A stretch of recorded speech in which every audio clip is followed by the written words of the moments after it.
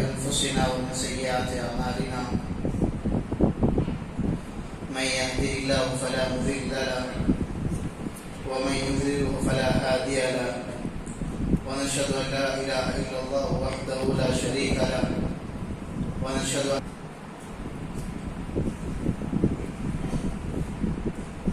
أعوذ بالله من الشيطان الرجيم بسم الله الرحمن الرحيم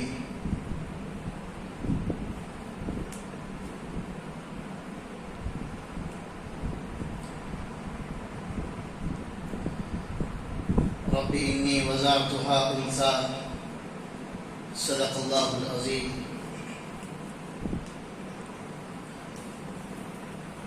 محترم سامعین اکرام، بزرگان دین، نوجوانان ملت، پورے ذوق کے ساتھ، شوق کے ساتھ، پیار کے ساتھ، الفت کے ساتھ دل کی گہرائی سے ایک مرتبہ درود شریف پڑھیں۔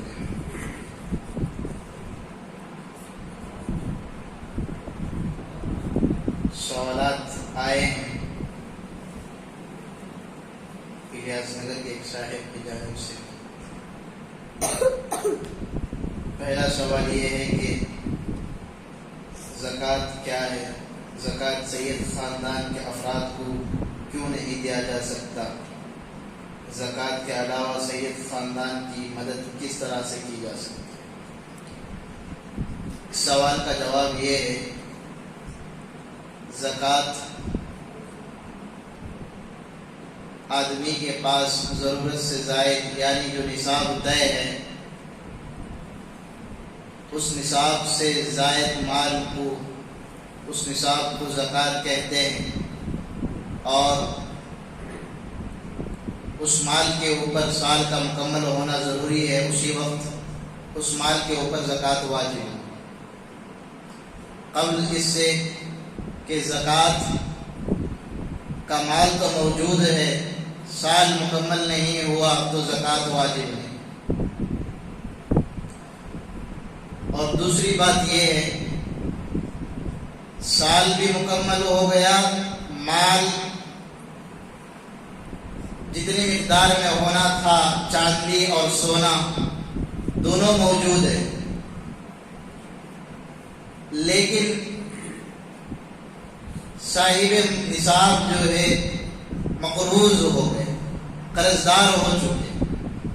اب وہ دیکھا جائے گا کہ جتنی مقدار میں وہ مقروض ہیں اس میں سے اس حصے کو الگ کرنے کے بعد بھی اگر وہ صاحب نصاب بنتے ہیں تو اس کے اوپر زکوٰۃ واجب ہے، ورنہ تو زکوٰۃ واجب نہیں۔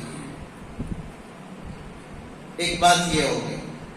دوسری بات، سید جن کے نام سے پہلے سید لگتا ہے ان احباب کو زکوٰۃ دینا واجب نہیں ہے، درست نہیں۔ اگر آپ دے دیے ہیں تو زکوٰۃ آپ کی مکمل نہیں ہوئی، آپ کو پھر زکوٰۃ دینا۔ دوسری بات۔ تیسری بات، اگر سید گھرانے کے لوگ مجبور اور پریشان ہیں، لاچار ہیں، تو ان لوگوں کے لیے کیا حالات، کیا اختیار کر سکتے ہیں؟ اس پر شریعت بتاتی ہے، فقہاء کرام کتابوں میں تحریر کر چکے ہیں،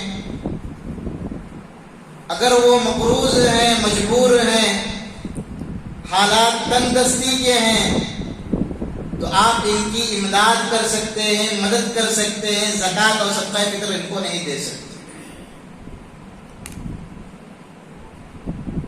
دوسرا سوال، اڑوس پڑوس کے لوگ افطاری کے وقت کچھ فروٹ دیتے ہیں، پتہ نہیں چلتا کہ ان کی کمائی کیسی ہے، حلال ہے یا حرام ہے، اس فروٹ کا استعمال کرنا کیسا ہے؟ اس سوال کا جواب یہ ہے کہ سب سے پہلی یہ بات سن لیں، ہمارے استاذ نے فرمایا تھا ہر انسان کے پاس ایک مفتی ہوتا ہے جو اس انسان کو فتویٰ دیتا ہے، یا تو صحیح فتویٰ دیتا ہے یا تو غلط فتویٰ دیتا ہے، اور اس انسان کا مفتی جو ہے سب سے پہلے اس کا دل ہے۔ دل اس کا فیصلہ کر دے، فتویٰ لگا دے صحیح یہی ہے، تو وہ اس کا مسئلہ حل ہو گیا۔ لیکن مسئلہ صحیح بتانا ضروری ہے، غلط مسئلہ اس پر بتانا نہیں۔ سمجھ میں آ رہا؟ اب ایک صاحب یہ سوال کیے ہیں کہ افطاری کے وقت جو پڑوس کے گھر سے جو فروٹ آتا ہے پتہ نہیں وہ حلال ہے یا حرام۔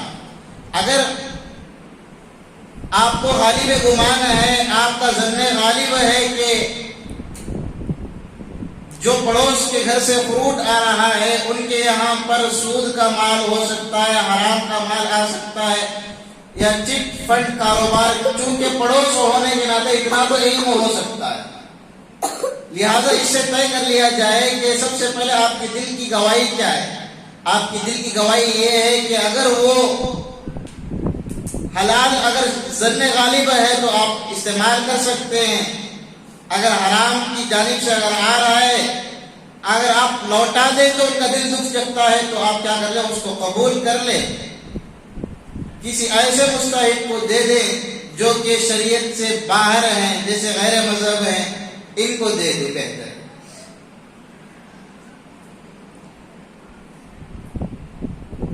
اور ایک سوال ہے، فطرہ کسے کہتے ہیں، اس کی ادائیگی کیسی ہوگی، کیا شروع رمضان میں ہی فطرہ ادا کر سکتے ہیں؟ سب سے پہلی بات تو یہ سمجھ لیں کہ فطرہ کہتے ہیں کسے۔ آدمی کے پاس زکوٰۃ کا مال تو نہیں ہے، زکوٰۃ کا مال تو ہے لیکن نصاب پورا مکمل نہیں ہوا، اور مال ہے لیکن سال مکمل نہیں ہوا، یا مال ہے مقروض ہے، ایسے آدمی کے پاس، یا نہیں بولے تو ایسے آدمی جس کے پاس ضرورت سے زائد مال ہے۔ اب ضرورت تو ہمارے پاس بہت سارے ضرورتیں رہتی ہیں، جیسے مثال کے طور پر ہمارا پیٹ جو ہے 2-3 روٹی سے بھر جاتا، لیکن خواہش ہمیں بریانی کی رکھتی، تو یہ ضرورت نہیں ہے۔ ضرورت جس سے پوری ہو جاتی ہے، اس ضرورت سے بڑھ کر اگر مال آپ کے پاس موجود ہے، اس مال سے آپ صدقہ فطر ادا کر سکتے ہیں۔ ہاں، اگر آپ کے پاس مال ابتدائی رمضان میں نہیں تھا، پہلے رمضان سے بھی کر سکتے ہیں، دوسرے عشرے میں بھی کر سکتے ہیں، پہلے عشرے میں بھی آپ صدقہ فطر ادا کر سکتے ہیں، تیسرے مہینے میں تیسرے عشرے میں بھی آپ صدقہ فطر ادا کر سکتے ہیں۔ اور آدمی کے پاس شروع سے صدقہ فطر کا مال نہیں تھا، موجود نہیں تھا، مال نہیں تھا، لیکن عید کو جانے کے وقت تک اگر اس کے پاس رمضان کے اختتام کے بعد عید کی دن صبح صادق یا صبح صادق سے پہلے بھی اگر اس کے پاس کہیں سے مال آ جائے اور وہ مال ضرورت سے زائد ہے، تو اس کے اوپر بھی زکوٰۃ واجب، صدقہ فطر واجب۔ اور ایک سوال ہے، میں ایک ملازم ہوں، میرا مالک واجب رقم سے زیادہ جھوٹ بول کر گراہکوں سے روپے لوٹتا ہے، جبکہ افطار کے وقت ہمیں فروٹ بھی دلواتا ہے۔ معلوم کرنا یہ تھا کہ کیا یہ فروٹ ہمارے لیے حلال ہے یا حرام؟ اس کا جواب یہ ہے کہ جب آپ کو معلوم ہے کہ یہ مال حرام ہے، آپ استعمال نہیں کر سکتے، بہتر ہے آپ کسی نہ کسی طریقے سے ان سے بچاؤ کر کے آپ اپنے خود کے رقم سے جو افطار کر لیں، بہتر ہے۔ آج کی تفسیر ہے سورہ آل عمران کے تعلق سے۔ آل کہتے ہیں اولاد کو عربی میں، اور عمران نام ہے، تو اس سورت کا نام کیا ہے؟ سورہ آل عمران ہے، اور یہ تیسرے پارے کے اندر موجود ہے، درمیان میں۔ اس سورت میں 200 آیتیں اور 20 رکوع۔ کتنی آیتیں؟ 200 آیتیں۔ کتنے رکوع؟ 20 رکوع۔ اور آل عمران سے مراد، یہاں پر عمران سے مراد دو نام یہاں پر ظاہر ہوتے ہیں۔ ایک عمران سے یہاں پر مراد حضرت موسیٰ علیہ السلام کے والد کا نام ذہن میں آتا ہے، اور دوسرا عمران سے مراد حضرت عیسیٰ علیہ السلام کے نانا حضرت مریم علیہ السلام کے والد کا نام ذہن میں آتا ہے۔ یہاں پر حضرت موسیٰ علیہ السلام کی صورت سے مراد حضرت مریم علیہ السلام کے والد حضرت عیسیٰ علیہ السلام کے نانا مراد ہے، حضرت موسیٰ علیہ السلام کے والد یہاں پر مراد نہیں۔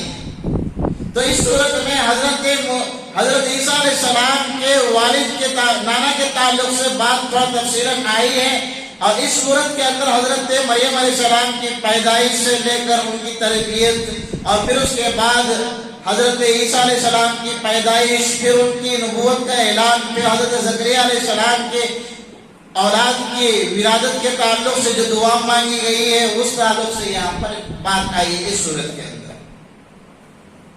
اس کے فضائل بہت سارے ہیں۔ پہلی فضیلت تو یہ ہے، اس کا فائدہ ایک یہ سن لیں کہ اگر کسی عورت کو بار بار لڑکے ہی پیدا ہو رہے ہیں، بار بار لڑکے ہی پیدا ہو رہے ہیں، وہ عورت پہلے ابتدائی مہینے کے چاند کی تاریخ دیکھنے کے بعد 3 روزے رکھے۔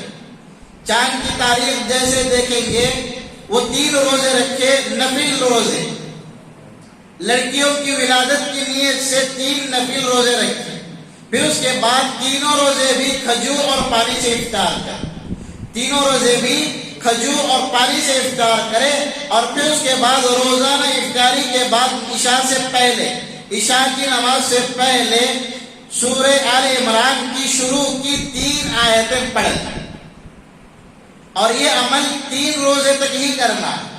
انشاءاللہ العزیز بہت جلد جو ہے لڑکیوں کی ولادت اس گھر میں ہونا شروع ہو جائے گی۔ ایک تو یہ، اور دوسرا جن کے یہاں لڑکوں کی کوئی اولاد ہی نہیں ہے، لڑکے لڑکیاں نہیں، کوئی اولاد ہی پیدا نہیں ہو رہی، اور وہ احباب جو ہے شروع کے 2 رکوع مہینے کے شروع کے 3 روزے رکھے، اور پھر اس کے بعد وہی ترتیب ہے کھجور اور پانی سے افطار کرے، اور پھر اس کے بعد، اور اس افطار کا طریقہ یہ ہے کہ میاں بیوی دونوں روزہ رکھیں، اور جس کو لڑکیاں نہیں ہو رہی وہ صرف عورت روزہ رکھے گی، شوہر روزہ نہیں رکھے گی، اور یہاں پر میاں بیوی دونوں روزہ رکھیں گے، اور روزہ رکھنے کے بعد دونوں کھجور اور پانی سے افطار کریں گے، اور پھر اس کے بعد افطار کے فوراً بعد دونوں دعا کریں گے، اور دعا کے فوراً بعد اپنی جگہ سے اٹھنے سے پہلے سورہ آل عمران کے شروع کی 2 رکوع پڑھیں گے 7 مرتبہ۔